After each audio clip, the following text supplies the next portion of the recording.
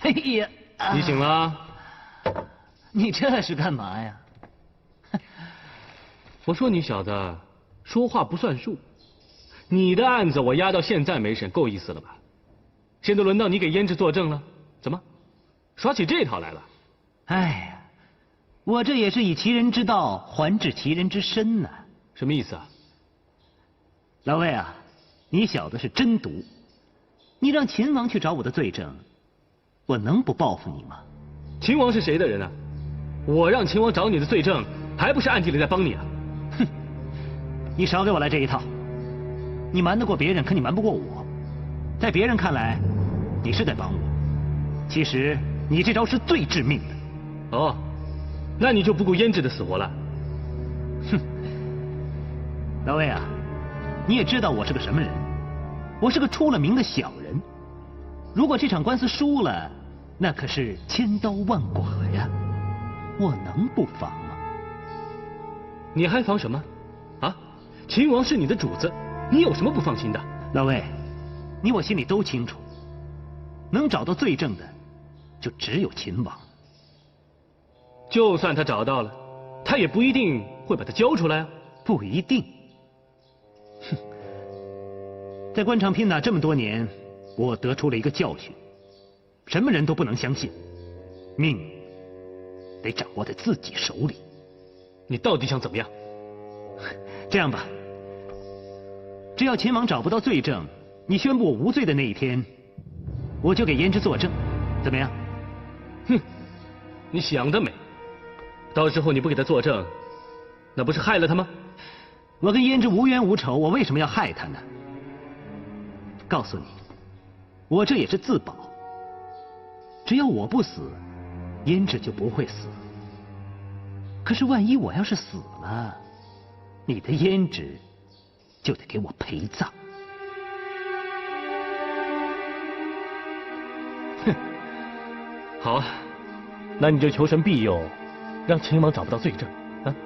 哼，秦王，我告诉你，秦王就算找到证据交给你，你也得把他给我毁了。哼，毁了？不错，你不毁罪证，胭脂可就毁了。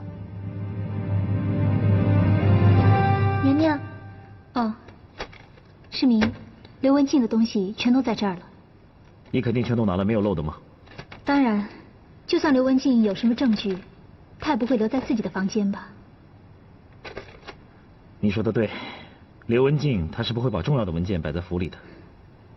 再说，他到底有没有犯罪，还说不清楚呢。但是这个小谢亲口向皇上招了供，不会有假的。小谢是太子的车夫，他还救过太子的命。你说这个人会不会是太子那边安排的？不会，因为这事要传出去，小谢是要被杀头的。小谢自首有功，命自然可以保住。将来啊，太子登基，他自然就没事了。不会，太子他不是这样的人。世民啊，你呢就总是以最善良的心去猜测别人。龙儿，我不是在猜测，我有证据。什么证据？你记不记得霍天行被捕的那一次？好像是有那么回事。三川，你记得吗？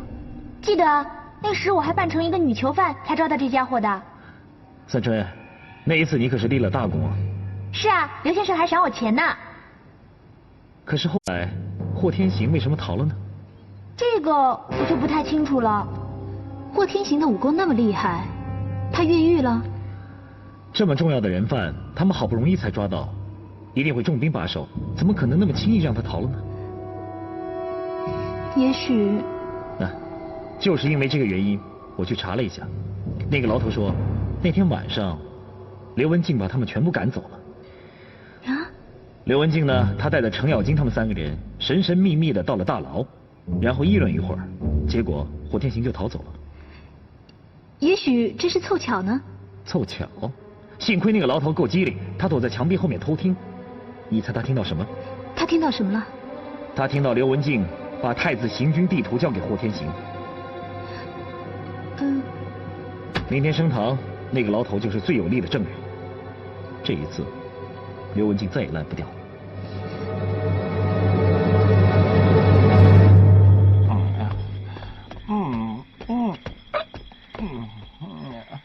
牢头，干嘛去啊？哟，程将军，这么晚了，您在这儿干嘛呢？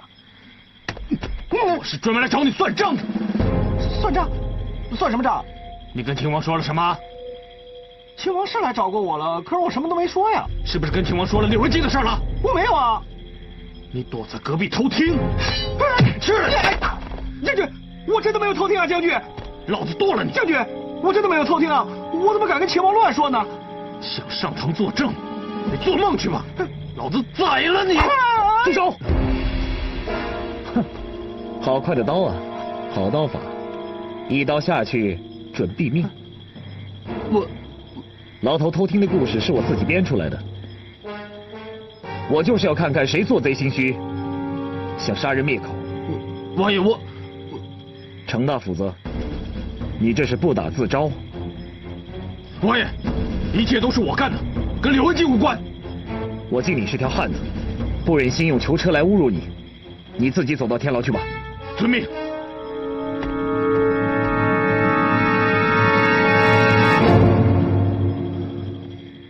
你怎么这么笨？我哪知道啊！王妃娘娘一说，我急呀，总不能让那个衙役上堂作证吧？哎，你上了秦王的当了。哼，秦王本来一点证据都没有，他用了这一计，这下好了，你自己送上门来了。秦王，他还真的有办法。看来他的史记没有白读啊。老魏，你可别忘了，秦王要是判我死刑，你的胭脂也活不了。你当然该死，可是胭脂他不该死。哼，我管不了那么多了，只要我活不了，你的胭脂也别想活。老刘，你放心，这件事儿我一个人扛下来，你肯定死不了。秦王会相信吗？啊？只要我一口咬定，他凭什么不信？两位将军进去，快点！哎，你们怎么来了？是来劫狱的吧？我们是来坐牢的。是的。哎呀，秦王钓鱼，你们全都上钩了。哎，真是没有想到啊，秦王居然如此大公无私，真是令人敬佩。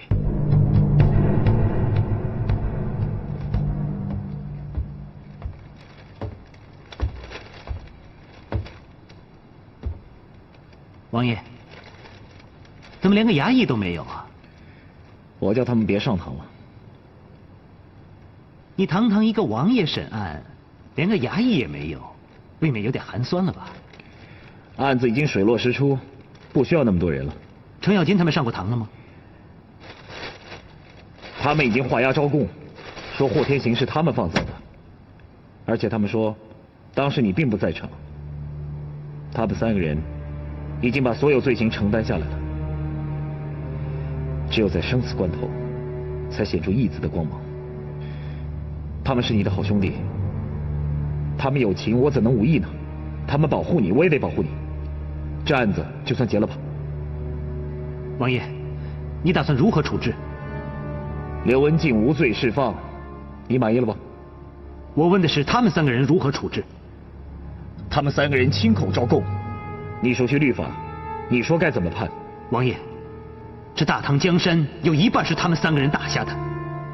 就因为他们有功，我就法外开恩，求皇上给他们个斩首。王爷，您舍得斩他们3个吗？我也舍不得，但既然他们3个愿为义字献身，我也只能成全他们的美名了。王爷，您秦王府不能没有这3个人。牺牲3个人，保住你的命，这也算值得吧？王爷，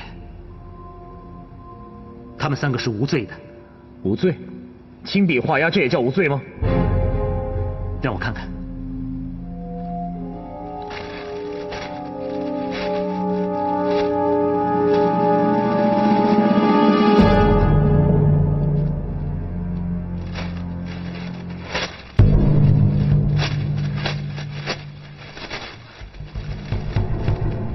笔纸能用吗？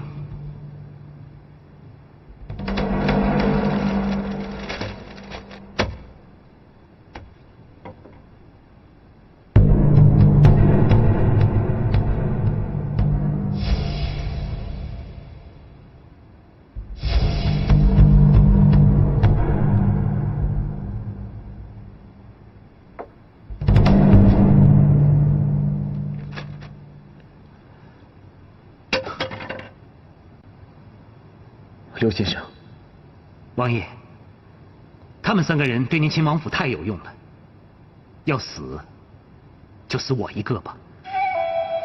刘先生，够义气。秦王府的人做鬼也义气。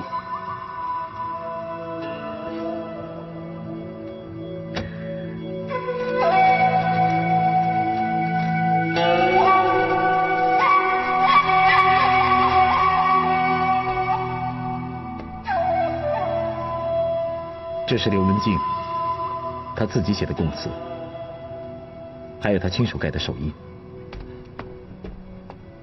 王爷，您打算怎么办？我会请魏大人到府上，这份供词我会亲手交给他。啊？世民啊，你交给魏征，那就等于公诸于世了。王爷，您有没有想过交出去的后果？刘文静，他会依法被处死。不，死一个刘文静，那只是小事。你说什么？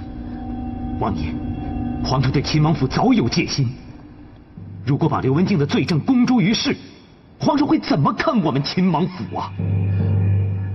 皇上会认为刘文静背后是王爷在指使的。龙儿说的没错，我怕皇上误会秦王府，会对秦王府采取进一步的打击手段。这件事还得从长计议。难道你们要我掩盖真相吗？王爷，这一纸罪状关系着秦王府的生死存亡啊！这一张诉状也关系着被淹死的冤魂能不能伸冤得雪。王爷，人死不能复生，死个刘文静，何必再赔上一个秦王府啊？至少正义能够伸张。万一整垮了秦王府，到时候谁来替我们伸张正义啊？王爷，父皇，傅回他不会这么做的。那他万一会呢？市民不悔。启禀王爷，魏征求见。请魏大人在大厅等候，我马上就到。是。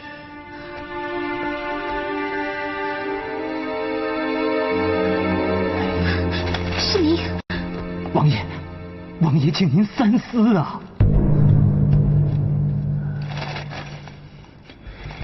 铁证如山，我市民不交，愧对于天。世民，王爷，王爷，你们，王爷，秦王府不能垮。是啊，不能垮呀！如果本王包庇罪犯，秦王府不打自垮。如果大家奉公守法，忠心为朝廷效力的话，秦王府永远不会垮。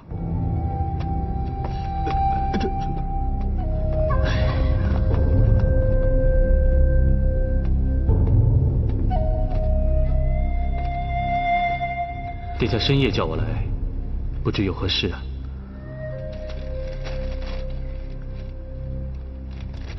请先生过目。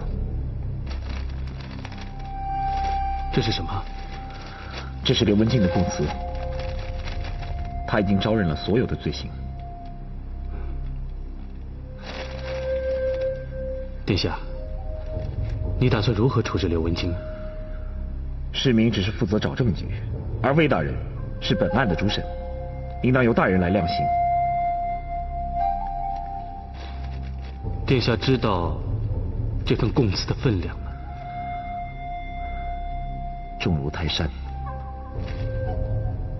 殿下还应该知道，这份供词，刘文俊这个案子一旦爆发，就足以震动朝野，甚至动摇整个秦王府。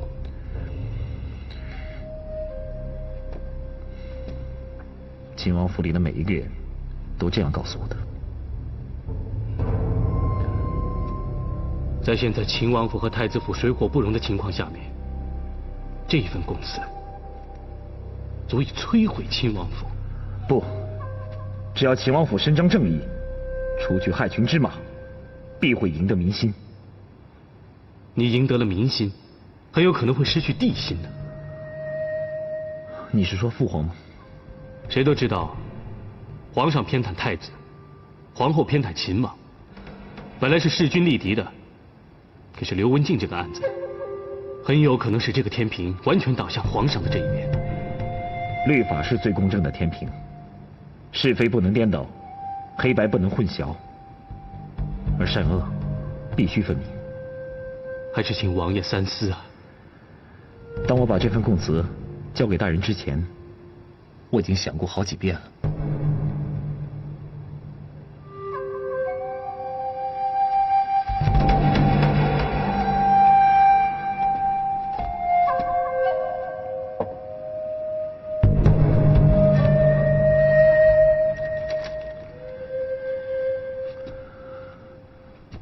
你这是干什么？王爷，烧了这份供词还来得及。这什么意思？实不相瞒，如果烧了这份供词，刘文静就不会死。刘文静不死，他就可以替胭脂作证，胭脂就不会死。那你大可以把这份供词给烧掉。如果我能下得了这个决心，我又何必来秦王府，来请教王爷呢？真是想不到，一向铁石心肠的魏大人，也会有为难的时候。一边是胭脂的性命，一边是千万水中的冤魂呢，叫我如何选择？没办法，我只能把这个难题丢给你了。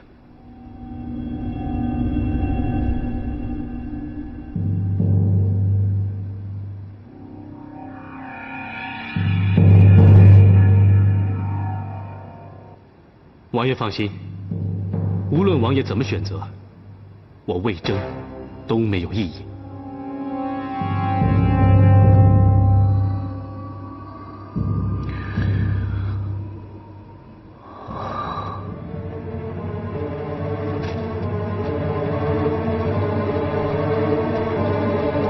王爷，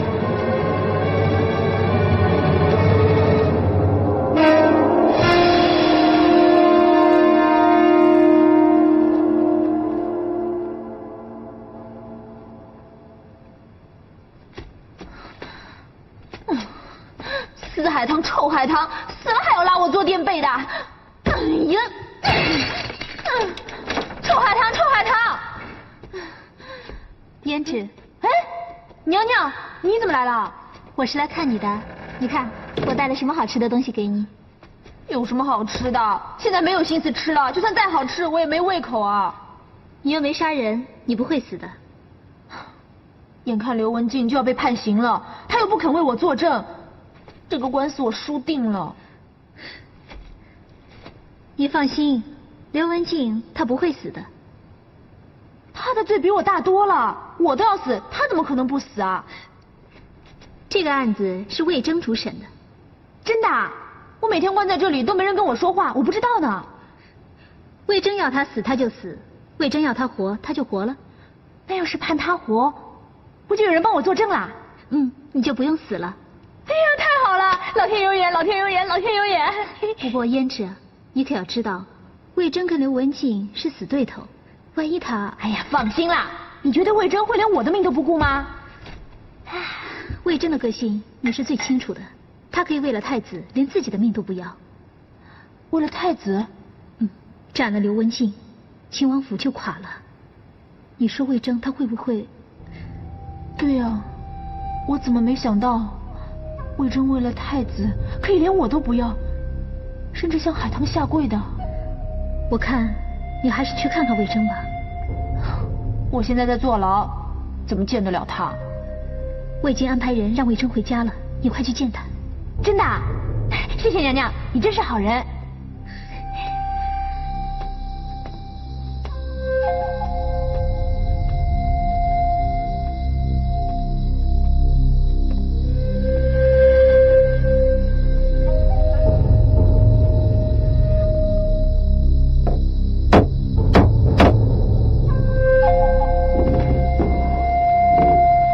先生，你回来啦？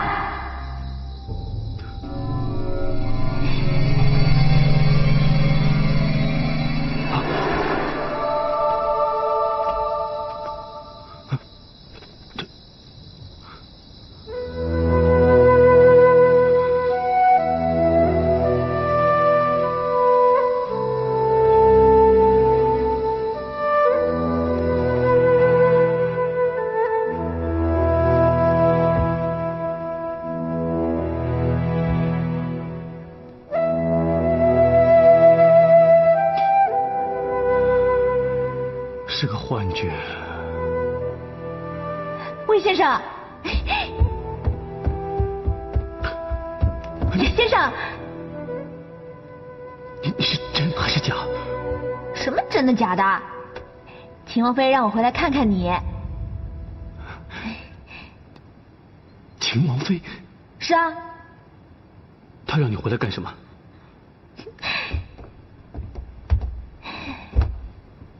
就跟你说是回来看你的嘛，你累不累？渴不渴？我帮你倒酒。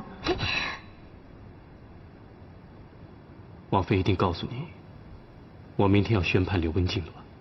是啊，明天我也一起审判。胭脂，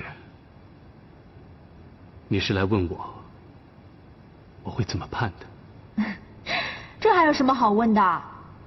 我才不问这个呢，我是回来给你做火锅，让你吃饱喝足了，明天还有精神，可以审判呢。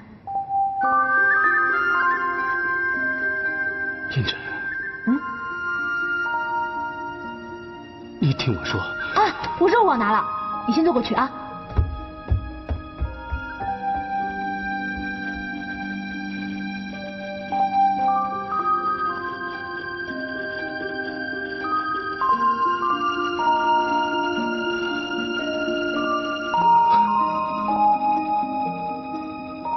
为什么是我呢？为什么要这样难为我？为什么要安排我的师弟和我的女人来折磨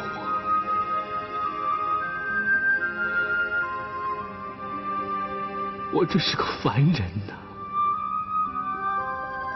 我受不了这样的折磨。肉来喽！肉，你怎么还坐在这儿啊？赶快过来，来，吃了。快来吃啊！这个肉啊，可好吃了，我帮你烫啊。哎呦，烫到手没有？以后要小心啊。我就说，我不会死的。你说什么？你刚刚跟我说，叫我以后要小心点。你说了以后，就表示我不会死，对不对？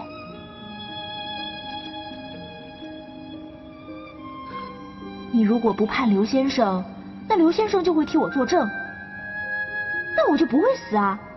以后你天天有好火锅吃，我天天煮火锅给你吃。哎呀，不说这些了，来，快吃点肉吧，这大骨炖的可烂了。有酒吗？酒？想喝酒啊？今夜特别想喝酒。我就知道，早就替你准备好了呢。来，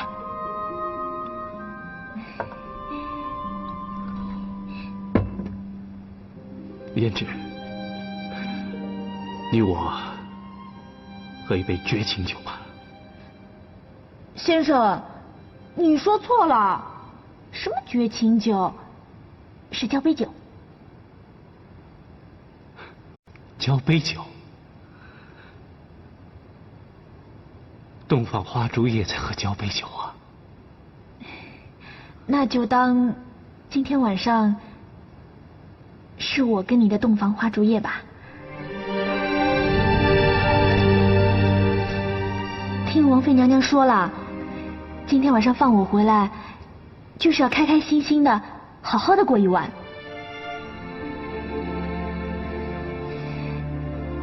先生，喝酒吧。你要是不喝，这个杯子我可不放下啊。好。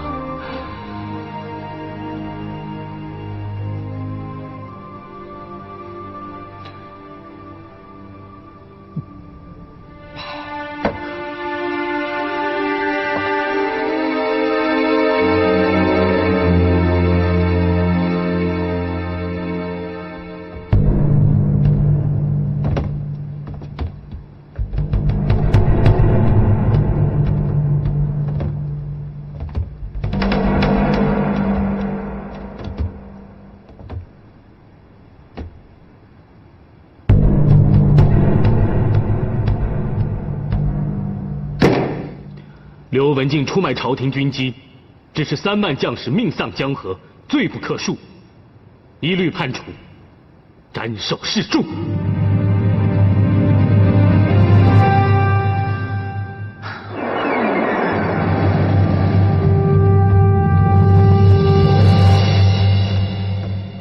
启禀大人，刘文静拒绝作证。啊？没有证人。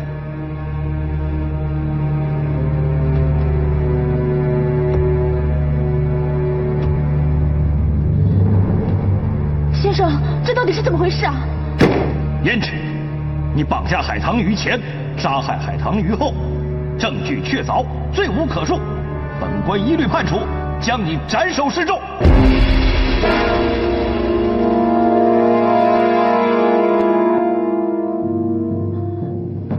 先生，他搞错了吧？先生，你告诉他是他搞错了。先生，先生。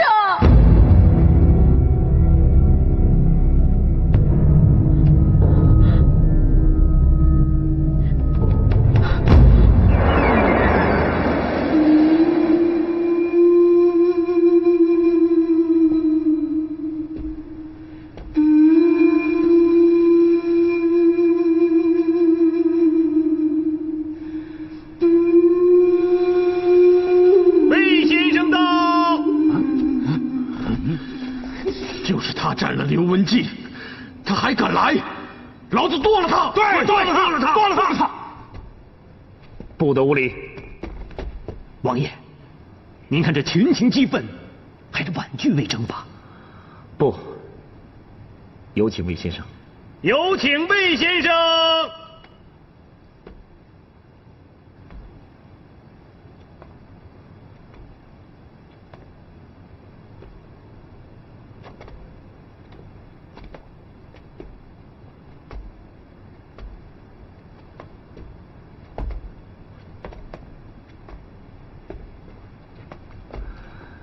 魏先生，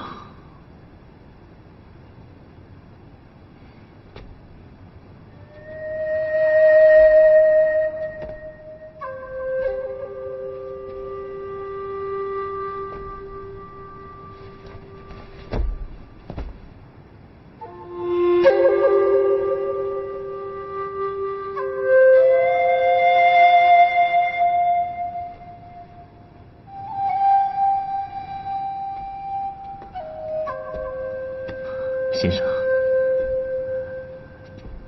节哀。请王爷节哀。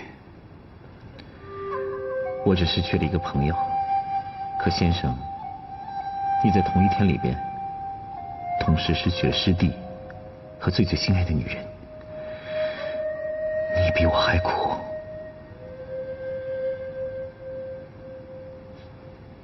是我把他们送入地狱的。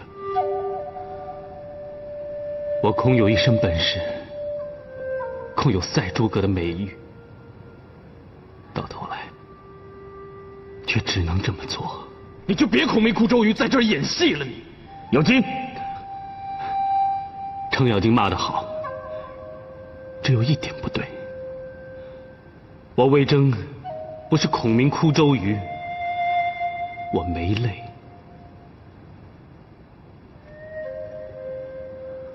先生，刘文静就是做鬼，也不会放过你的。有金，你给我出去！我，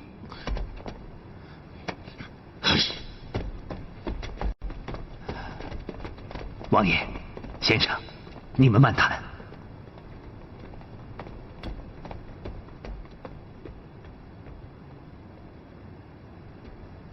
我和刘文静出山之前，都有一个约定，我们要学苏秦和张仪，一个合纵，一个连横，一个辅佐太子，一个辅佐秦王。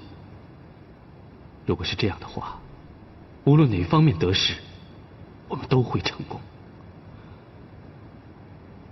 可是我们都忘了，当我们卷入这场权力的漩涡之中的时候，我们都身不由己。你不杀死刘文静，刘文静就会杀死你。不错，就是不是你死，就是我亡，谁都不能例外。是啊，谁都不能例外。这其中包括太子和秦王。先生，我今天来，不仅仅是来吊唁刘文静的，也是来警告秦王的。警告？刘文静一案，秦王已经失去了皇上的信任，太子必定会全力打压。我劝秦王一定要日后小心。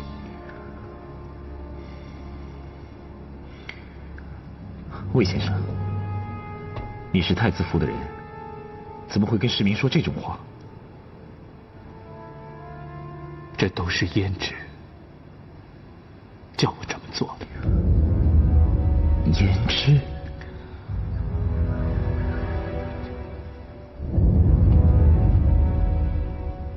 他临行的前一天，我去大牢里面跟他诀别，他没有哭，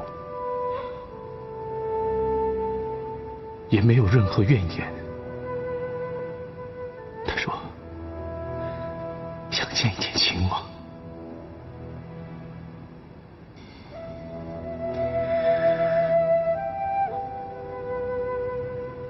我问他有什么怨言吗？他说没有。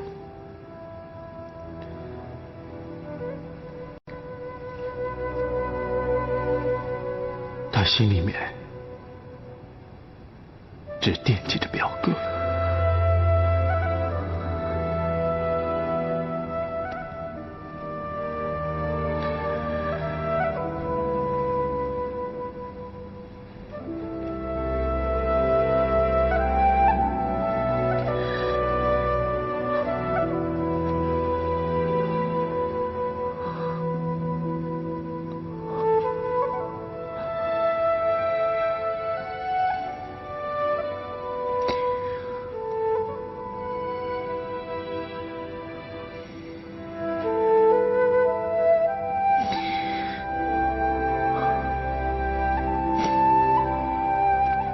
胭脂说要我替刘文静效忠王爷。先生，你答应吗？胭脂的遗愿我能不答应吗？那先生，你要来秦王府吗？说如果我来了，那岂不是火上加油吗？那先生怎么帮我？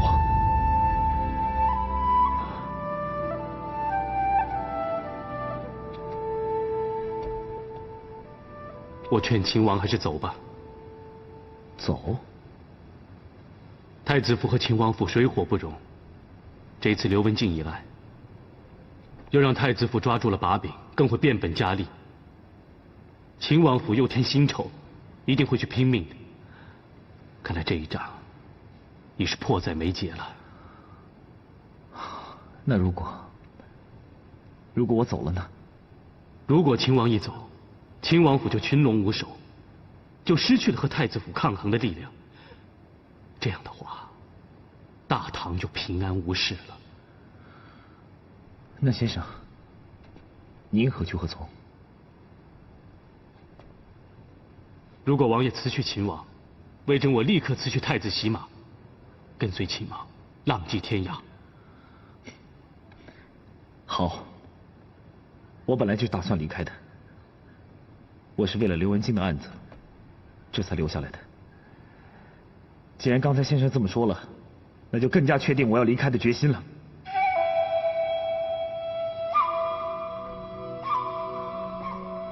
这是用他们的死换来的呀。2条性命，换来大唐千秋的安定，这也算是可以告慰死者了。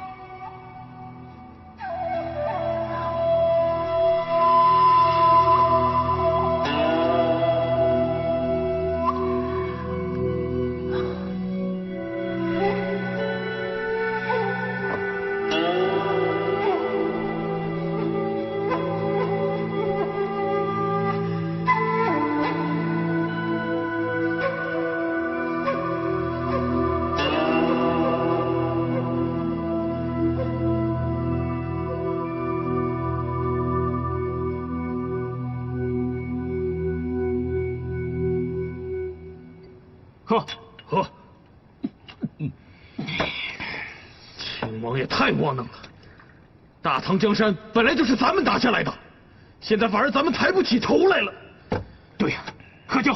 好，来。这地方不错啊，哼！哼，我当是谁呢？刘文静的同党啊！刘文静投敌卖国，这3个家伙也未必是好东西，居然还有脸在这儿喝酒。说什么？怎么着？想造反呢？哼！你们看看，就是这帮家伙，见了本王也不行礼，这都是给秦王惯的。走！怎么想走啊？可以，从这儿过去。啊呐！快快！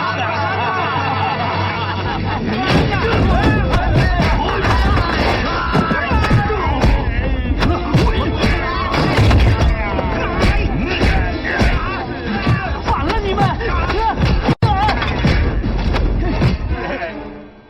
世民，你真的要辞？刘文静通敌卖国，是市民治下无方，秦王府也难辞其咎。你有这份诚意，很好。不过这件事情是刘文静的个人所为，你也不必太在意。你母后一直在为你求情，所以这件事情就算了。父皇，振作江山少不了你们兄弟几个，你还是做你的秦王吧。国有国法，刘文静他犯下滔天大罪，我身为他的主子，不能免责，所以请父王降旨削去我的王号，让朝中的文武百官都引以为戒。这，建成啊，你看如何呀？父皇，刘文静罪大恶极，然而市民找到了他的罪证，市民的罪可以减轻。至于秦王，就不必辞了。世民啊，你大公无私，朕都知道了。父皇，父皇，父皇，我正在跟你哥哥们谈正事，你先出去。父皇，你看看我，你的脸怎么了？秦王府的人和太子府的人打起来了。这打起来了？啊！程咬金带了人说要为刘文静报仇，跑到太子府去闹事，接着就打起来了。我是去劝架了，也被打了。父皇，秦王府的人还说，刘文静是太子指使魏征冤杀的。别说了。哎，世民，以后啊，你得好好管管你的秦王府的人啊。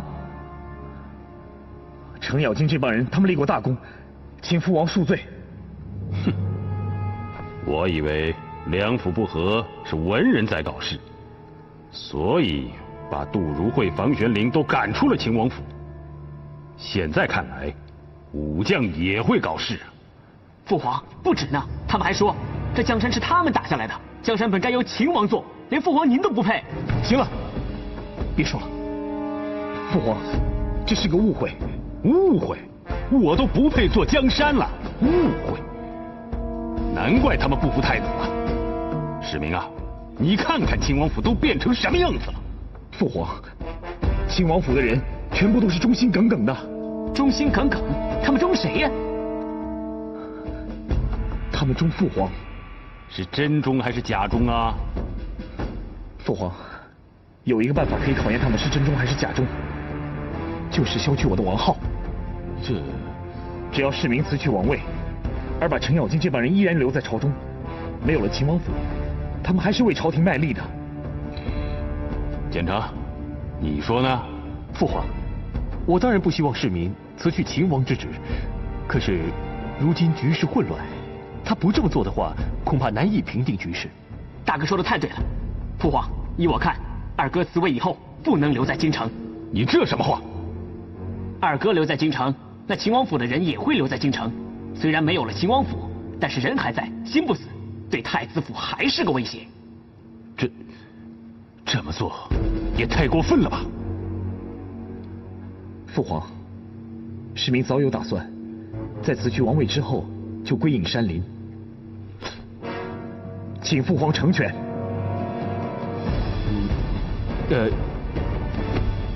父皇请成全。请父皇成全。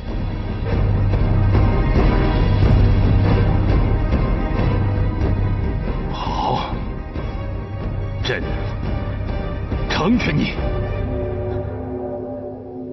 谢父皇。跟我斗，门儿都没有。我略施小计，就让这秦王变成了一介草民了。李世民就是李世民，他的胸襟，太子你永远都比不上。骂吧骂吧，啊！我知道你心疼他，可是他输了，你心里不是滋味儿。他输了，他没输，他赢了。赢了？哼！如今秦王府被我连根拔起，荡然无存，他赢了什么？他赢到了尊严。尊严？哈哈哈哈！告诉你吧，只有太子才有尊严，只有皇帝才有尊严。哼！你应该庆幸当初嫁给了我，至少你现在是个太子妃，日后就是皇后娘娘。不是每个人都像你一样把权力看得那么重。哈哈哈！那你嫁给了李世民会怎么样呢？啊？就是一个平民百姓的老婆，你就跟着他喝西北风吧。我要是能跟着李世民，那将是我一生的幸福。好啊，是不是我要给你写封休书，成全你们这对苦命鸳鸯？我不是不要你的休书，也不是不想跟李世民走，我不想跟他走，是因为我已经配不上他了。你说什么？因为我已经是一个被肮脏的人碰过的肮脏的身子，我配不上他，我没有脸再跟着他。伟大，真是伟大呀，让我感动。你以为李世民走了，你就真的赢了？我不是赢了吗？这大唐的天下，还有谁是我太子的对手啊？啊？好，我告诉你，李世民的阴影将永远存在你的心里，那是你一辈子都挥之不去的梦魇。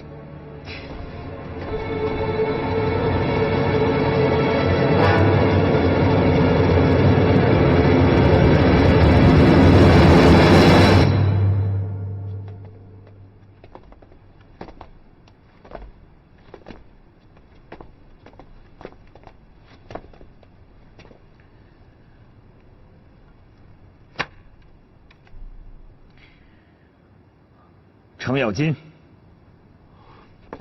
在。任命程咬金为康州刺史。王爷，为什么让我到外地当官啊？这是皇上的旨意。可是我只想跟随王爷。这也是我的命令。那我不当官了。你不当官，就是陷我于不义。我不去。我走了，你们就不能留在京城，你知不知道？这是我李世民唯一的请求。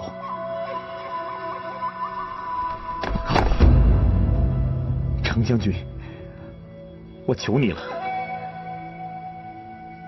请你接受这个任命。有旨意，去康州。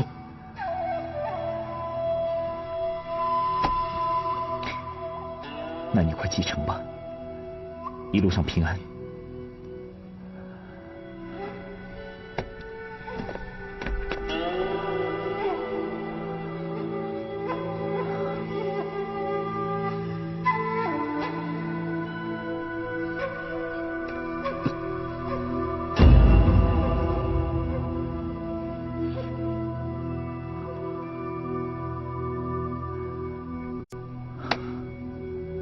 快走吧。弟兄们，老程先走了。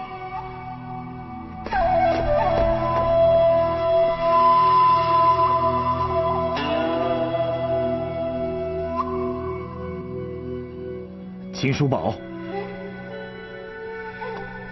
叔宝在。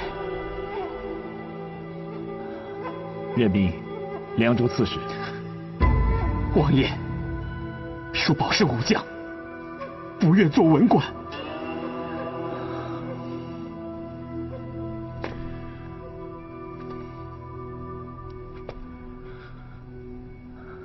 你们以后再也不能带兵了。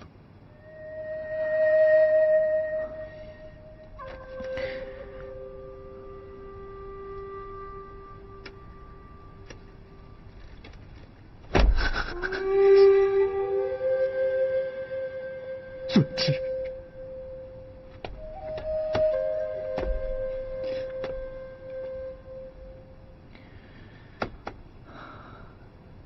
快走吧。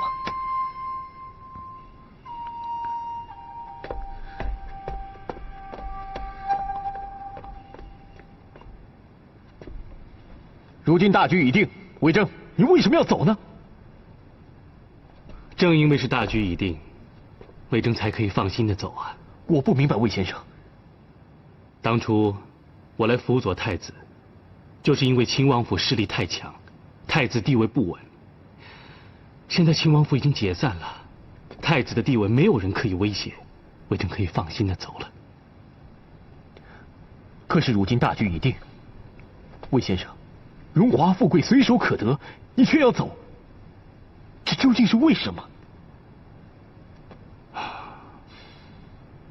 刘文静和胭脂都是死在我的手上。如果我躲在太子府里面享受荣华富贵，我的心怎么能安？你别这么想嘛，多给他们烧点纸钱，办场法事不就行了吗？魏征，我还得重用你呢，啊！请太子殿下成全魏征吧。哎呀，你们这些门生为什么就这么死脑筋？你可知道，如今要到太子府削尖脑袋的人有多少啊？啊！你却要走，这究竟是为什么？人各有志吧。殿下，请成全。既然你主意已定，我也不再勉强，珍重吧。你我主仆一场，请受我一拜。好了好了，起来吧。哎，魏先生，日后欲去往何处啊？明天一大早，我和二公子一起前往江南。什么？你和世民他？魏征告退了。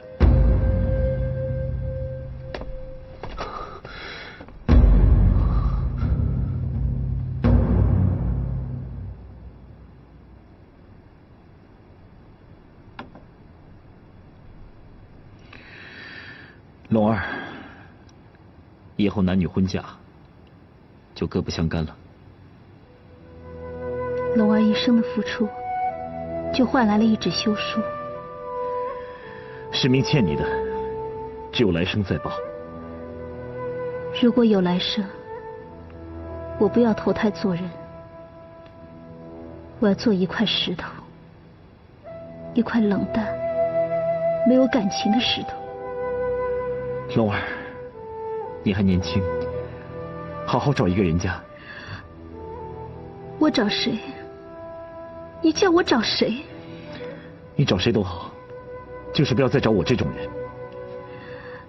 龙儿，这辈子不会再嫁了。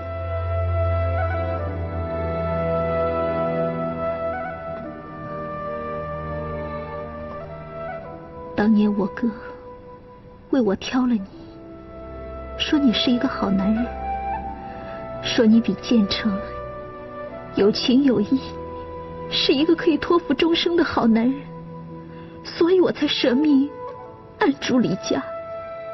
我可瞎了眼，我也瞎了眼。你是天底下最无情无义的男人。没错，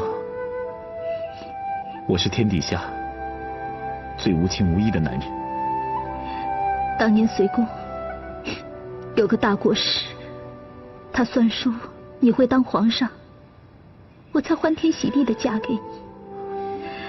可你现在连王爷也不当了，你是个没出息的男人。什么大国师，还不是个江湖骗子。好了，我得走了。王爷，大唐已经没有秦王了。相公，休书也写了，我已经不是你的相公了。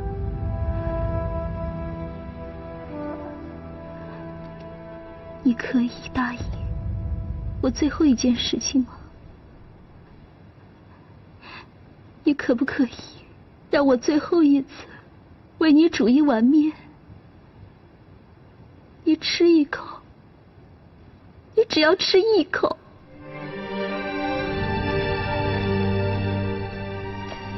龙儿，已经没有必要了。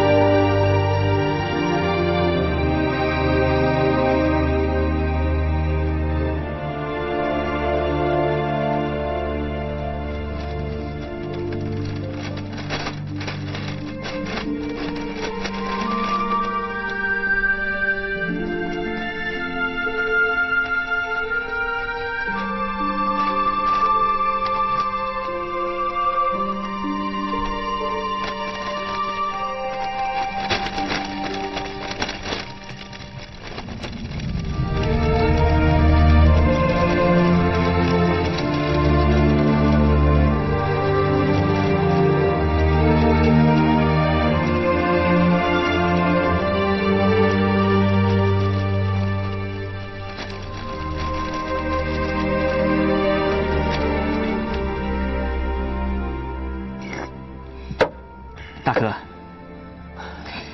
来，李世民到底有什么魔力？就连魏征都甘愿跟他一起走。嗯，是啊，这就是我睡不着的原因。大哥，你说李世民的出走，是不是他的一招棋呀？也许，要不，我为什么这么晚来找你呢？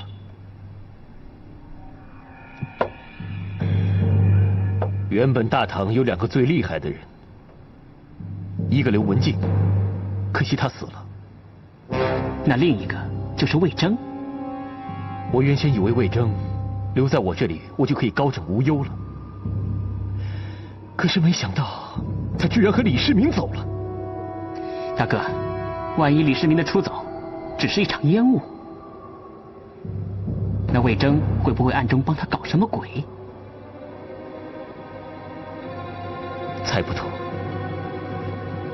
我真的猜不透，他们这步棋究竟是怎么下的？大哥，想不通就别想，一不做二不休。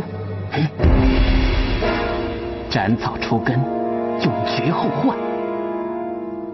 斩草除根。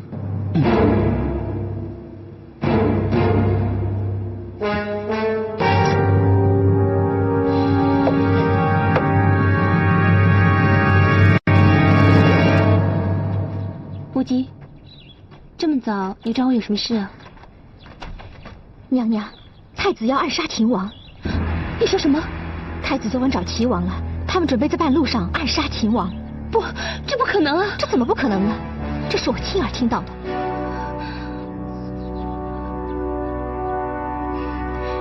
无极，这么重要的事情，你怎么敢告诉我？我不告诉你，那还能告诉谁呢？你是齐王的妻子，你的心应该向着他。那你是太子妃，你的心向着太子吗？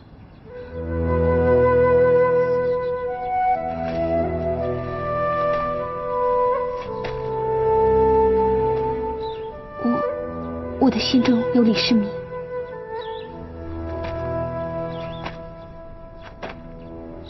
姐姐，我的心中也有李世民。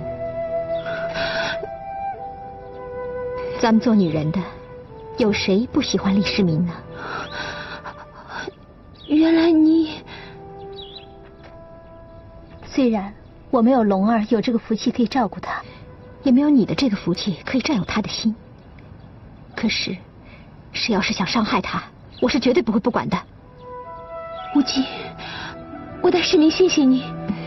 只要能帮得上李世民，这又算得了什么？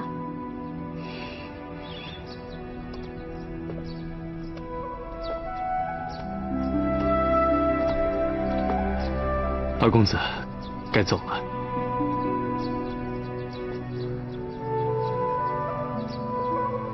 魏先生，帮我个忙，帮我把这个匾给拆了。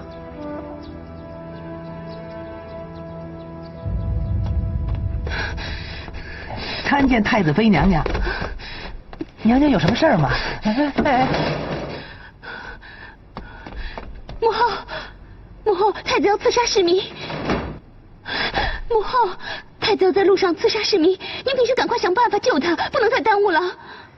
你看到外面了吗？那么多人守着。父皇还在软禁母后。是建成的主意。他怕我早出来，会逼着皇上恢复秦王的爵位，所以只有等世民走了，我才能出宫啊。那就来不及了。所以我也只能在这念经了。念经，念经能救得了吗？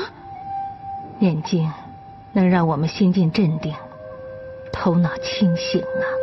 可是他们马上就要下手了，我们镇定还有什么用啊？我们只能等啊。等什么？等世民来。世民，他会来吗？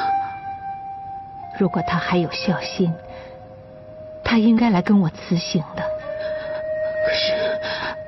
可是万一他不来呢？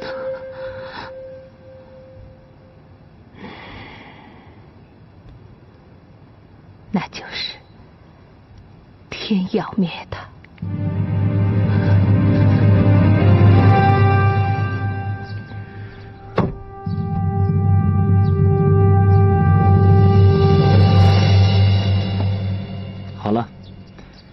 大唐再也没有秦王府了，这个世界就从此安宁了。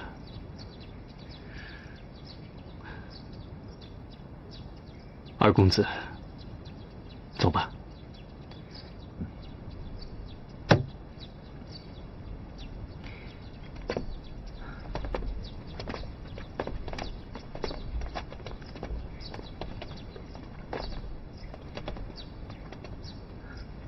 魏先生，我们换辆马车吧，这辆马车太惹眼了。秦王府里面其他的马车都已经分给下人了，现在就剩下这一辆。走吧。哎，魏先生，怎么能让你来驾马车呢？同路中人，不分你我吧。走吧。这。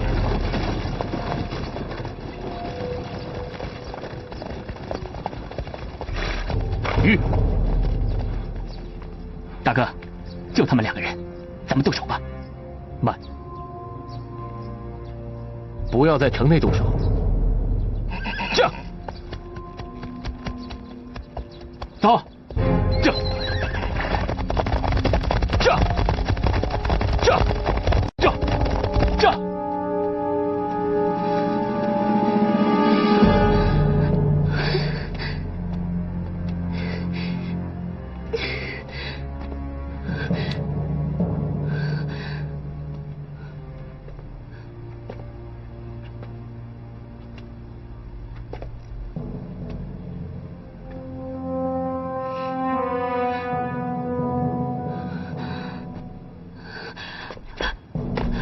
母后，我要去救世民。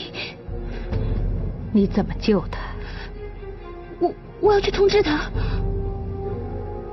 你知道他在哪里？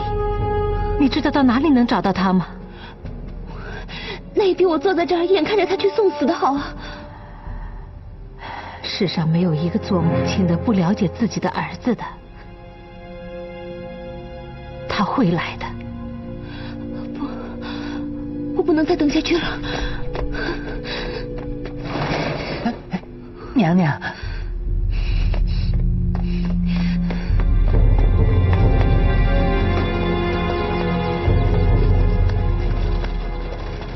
这，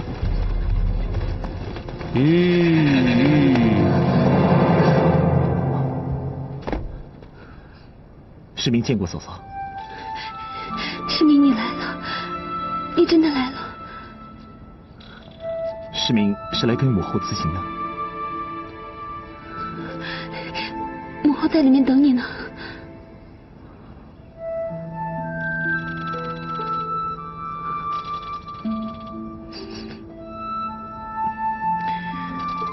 世民要走了。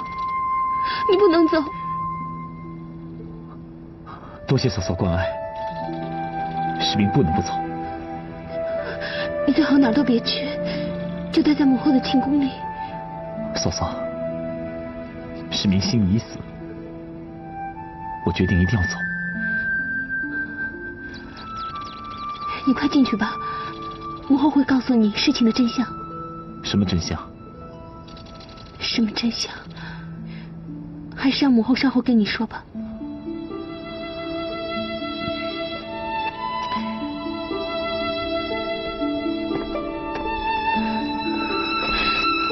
世民，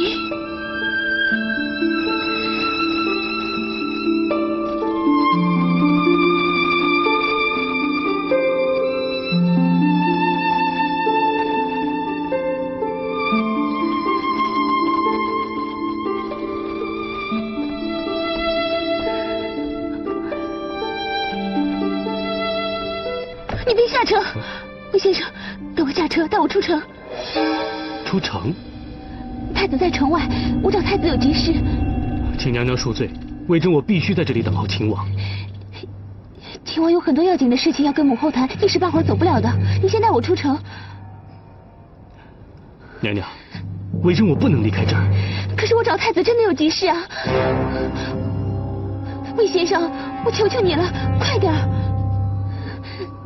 好吧，请上车吧。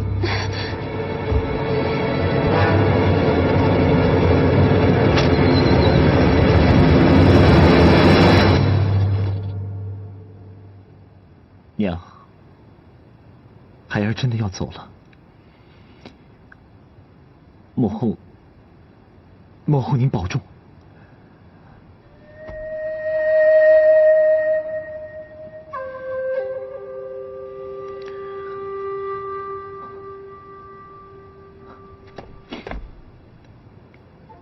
母后，孩儿告辞了。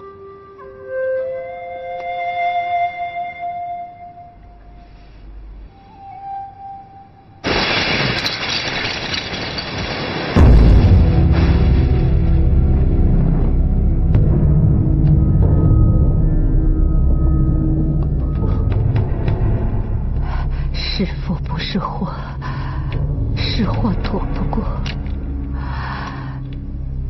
天意呀！母后，娘知道你要走，所以我一夜没睡。我在这里为你祈福，我心中许愿，如果我能念到360遍经文，你就会平安离开。可是佛珠散了，天意难违呀。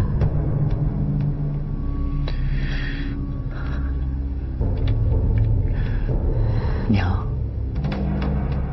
孩儿向您辞行了，马上就要走了。娘，您放心吧。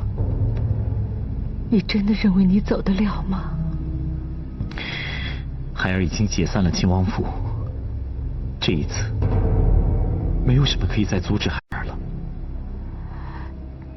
世明啊，你真是太天真了，太天真了。娘，孩儿是因为看透人性，所以才会做了这个选择。你以为你一走了之，什么事都没有了吗？你以为所有的恩恩怨怨就烟消云散了吗？我就是这么想的。娘，孩儿常来这里看你，娘的诵经声一字一句的打在孩儿的心上，让孩儿真正明白去与留，舍与得的道理。你舍渐成得，你去渐成留，一切似乎都那么美好，可是你却忘记了一件事。什么事？你忘了，这里是皇宫，不是寺庙。皇宫？皇宫是人间最可怕的地方，这是一个翻滚权力的大染缸。大染缸？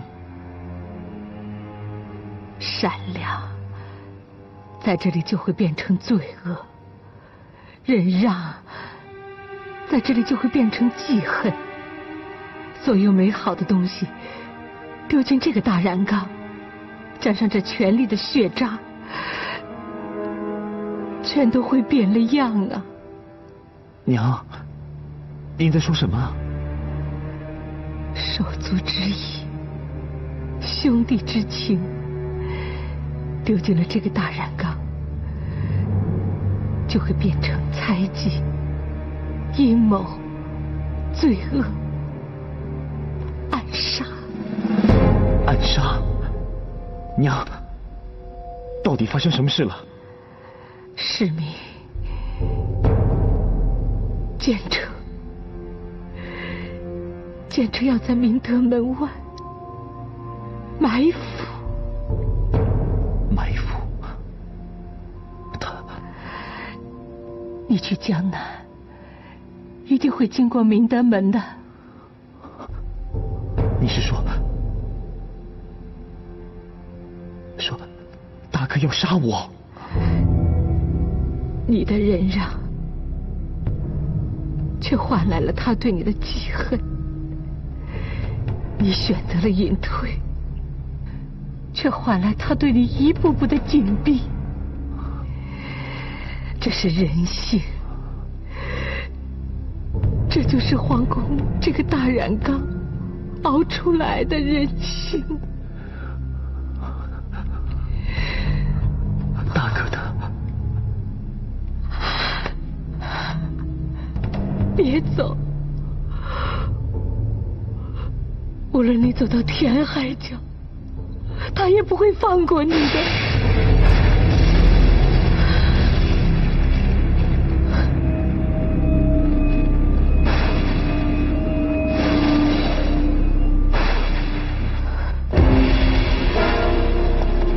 娘娘，你怎么知道太子在明德门呢？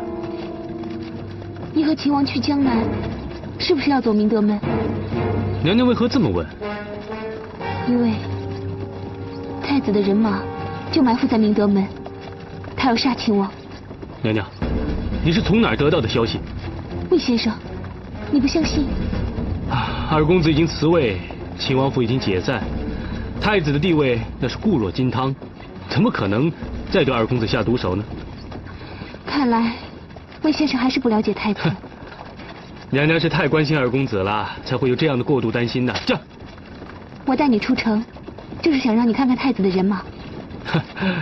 女人呐，真是拿你们没办法。等你看到太子，你就相信我了。见到太子那又如何呢？那就证明太子他伤市民之心不死。到时候我要拉他到皇上面前去评理，也请先生你来做个证人。娘娘，你多心了。我跟太子那么多年，我了解他。不如我来跟先生打个赌。赌什么？如果太子的人马没有埋伏在城外，那我就输了。我愿以削发为尼。那如果我输了呢？那就请先生请市民回城。娘娘，你输定了。这。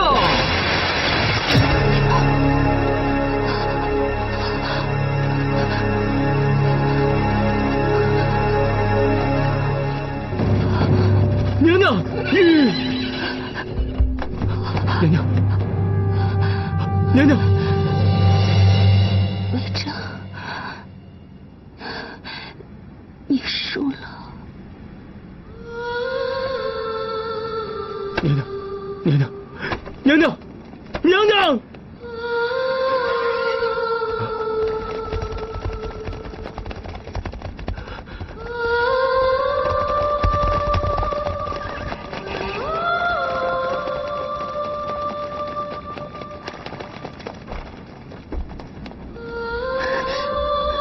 若曦，怎么会是他？李世民呢？是太子妃要见太子。不，若曦，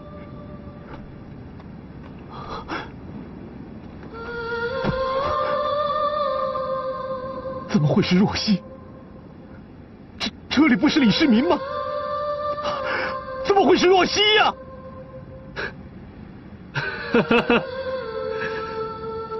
他是代李世民死的。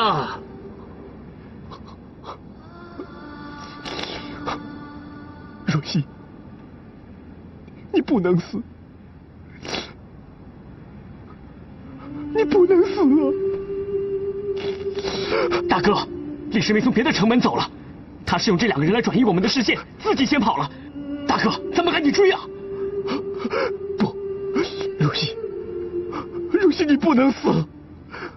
若曦，大哥，如果李世民知道你杀了若曦，他会饶过你吗？我们现在已经没有退路了，我们现在只能杀了李世民了，大哥！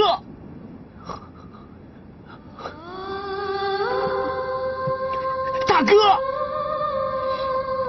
李世民，你害死了我的若曦，我与你不共戴天，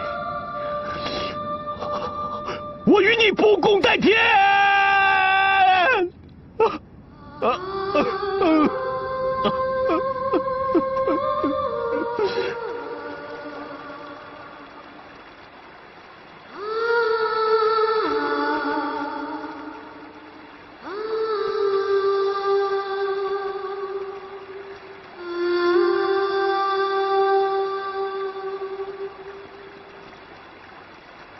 二公子，太子妃是皇族，应该把她葬到皇陵啊。若曦有灵，一定不希望葬在李家的陵墓里。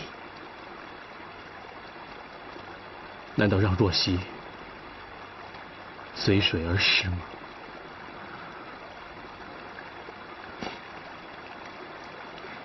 让这边的大海送他到另外一个自由自在的国度吧。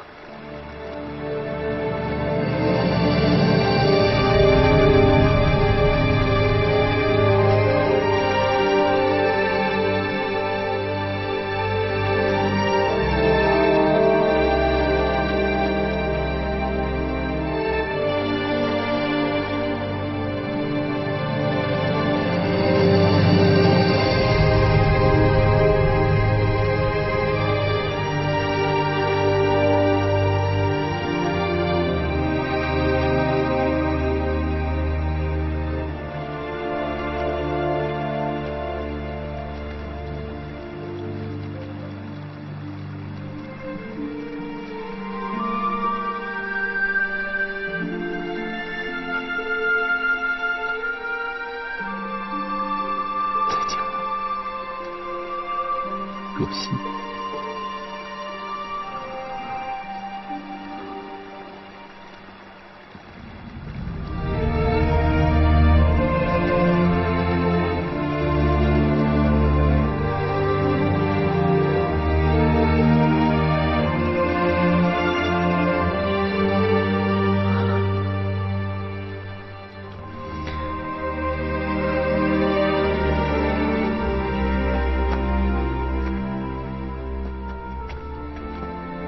上车吧，魏先生，你自己去江南吧，我不去了。你要干什么？我要去杀太子。二公子，我陪你去。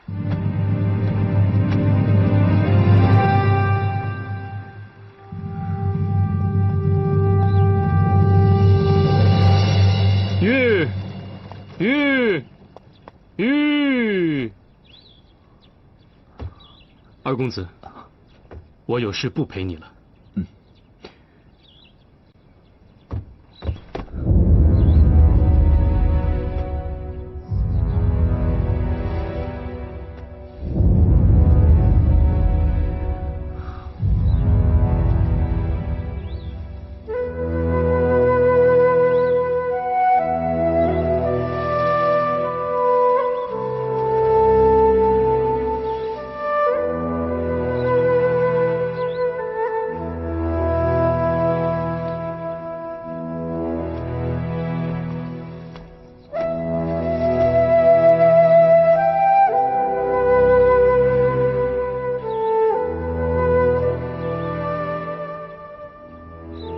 你怎么还在这里？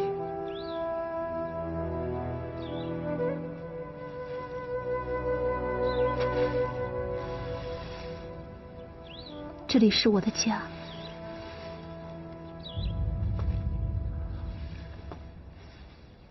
龙儿，我想请你帮我一个忙。龙儿生是你家的人，死是你家的鬼。就算你要龙儿的命，龙儿也会答应的。我想请你帮我煮碗面。面？我想吃你煮的面。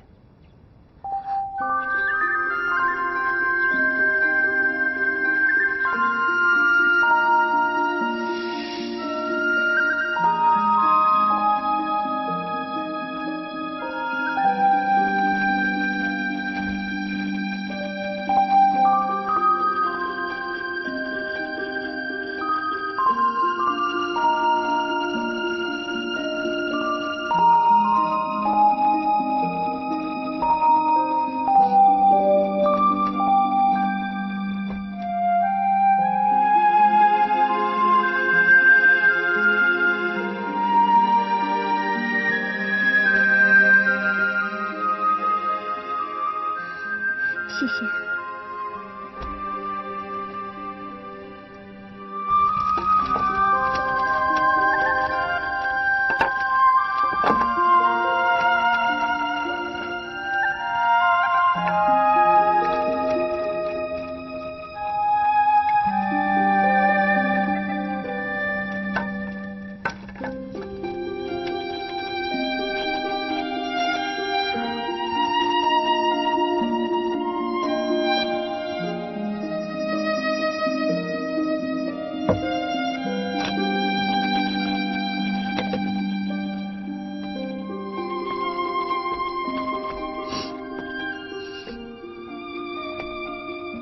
面吃完了，很好吃。谢谢娘子。娘子，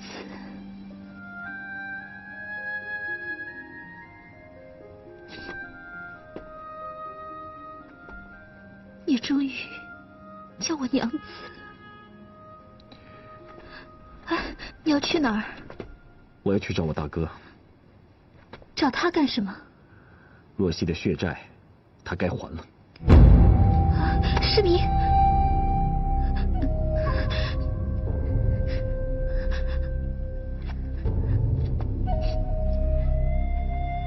你当心点儿。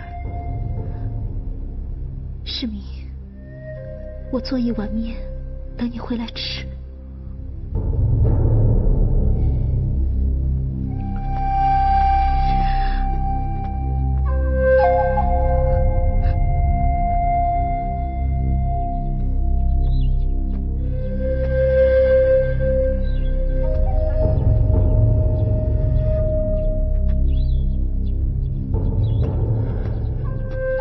秦王，我把他挂上去的。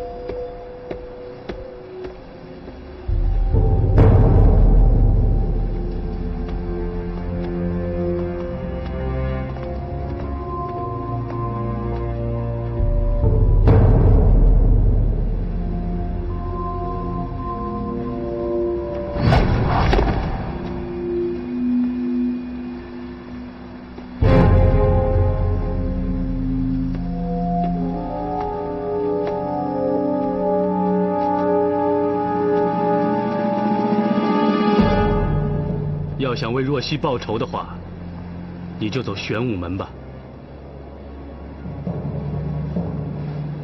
把这个东西还给太子。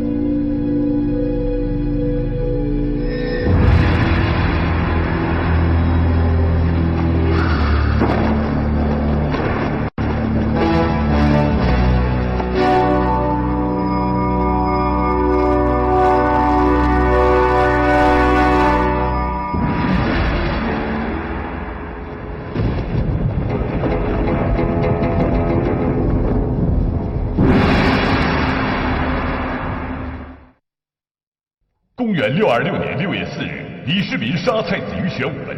6月7日，李世民被立为太子。8月9日，李世民登基为帝，是为唐太宗。